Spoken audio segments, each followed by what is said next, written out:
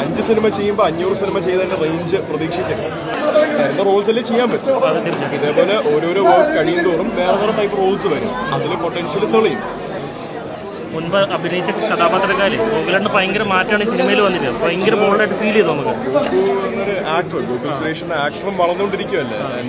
ഇപ്പോൾ I think is complete about 10 years 9-10 years ആയി ഇൻഡസ്ട്രിയിൽ.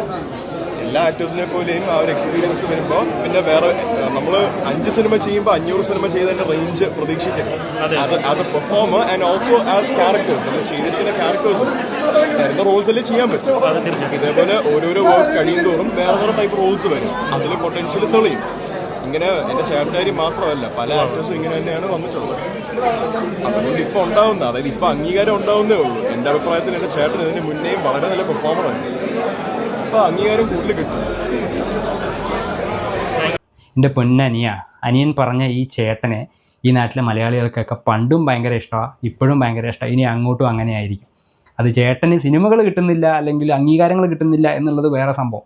അത് പൊതുവേ നമ്മുടെ നാട്ടിൽ അങ്ങനെ ഒരു സിസ്റ്റം ഉണ്ട്. ചില ആളുകൾ എത്രയൊക്കെ നല്ലതാണെങ്കിലും അവർക്ക് അധികം അവസരങ്ങളൊന്നും കിട്ടില്ല. ഉദാഹരണത്തിന് ഇന്ദ്രജിത്തും പൃഥ്വിരാജും എടുത്തു നോക്കാം.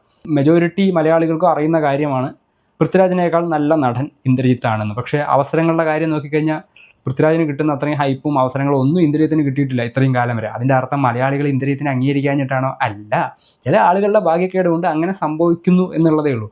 പക്ഷേ മാധവ് മോഹൻ്റെയും ഗോകുലിൻ്റെയും കാര്യത്തിൽ അങ്ങനെയല്ല. ഈ ഗോകുൽ സുരേഷ് എന്ന് പറയുന്ന വ്യക്തിയെ മലയാളികൾക്ക് എല്ലാവർക്കും ഭയങ്കര ഇഷ്ടമാണ്. ഇന്നേ വരെ ഏതെങ്കിലും മലയാളി ഗോകുൽ സുരേഷിനെ കുറ്റം പറയുന്നതോ ട്രോളുന്നതോ ആയിട്ടുള്ള ഒരു പരിപാടിയും ഇവിടെ നടന്നിട്ടില്ല. മോൻ തന്നെ പറഞ്ഞു 10 വർഷമായി ചേട്ടൻ സിനിമയിൽ. ആരെങ്കിലും ചേട്ടനെ കുറ്റം പറയുന്നുണ്ടോ? ആരെങ്കിലും ചേട്ടൻ്റെ ഏതെങ്കിലും സിനിമയിലെ അഭിനയത്തിനെയൊക്കെ എടുത്തിട്ട് ഊക്കുന്നുണ്ടോ? ഇല്ല. ഇപ്പോൾ മാധവ് മോഹന് കിട്ടുന്ന ഈ ഊക്കും ബഹളവും അതുപോലെ അച്ഛൻ വാങ്ങിക്കൂട്ടുന്ന ഊക്കും ബഹളമൊക്കെ അത് മാധവ് മോഹൻ്റെയും അച്ഛൻ്റെയും കയ്യിലിരിപ്പിൻ്റെയും വായിന്ന് വരുന്ന വാക്കിൻ്റെയും ഒക്കെ ഫലമായിട്ട് മലയാളികൾ തിരിച്ചു തരുന്ന സമ്മാനങ്ങളാണ്. അതങ്ങനെ അങ്ങോട്ട് ജനറലൈസ് ചെയ്തിട്ട് ഞങ്ങളെ എല്ലാവരും എന്തോ ഉപദ്രവിക്കുന്നു, 10 വർഷമായിട്ട് ചേട്ടനൊന്നും കൊടുത്തില്ല, അത് വേണ്ട. ചേട്ടൻ വേറെ, നീ വേറെ. മോന് കിട്ടുന്നത് മോൻ്റെ കയ്യിലിരിപ്പുണ്ട്, ചേട്ടന് കിട്ടാത്തത് ചേട്ടൻ്റെ കഷ്ടകാലം കൊണ്ട്. അപ്പോൾ ചേട്ടൻ്റെ പോലെ കുറേ കാലം കഴിയുമ്പോൾ എന്നെയും അംഗീകരിക്കും, പല നടന്മാരെയും അങ്ങനെ അംഗീകരിച്ച് ചരിത്രമുണ്ട് എന്നൊന്നും പറഞ്ഞിട്ട് മോൻ ഇപ്പോൾ കിട്ടുന്നത് ഷെയർ ചെയ്യാൻ നിൽക്കണ്ട.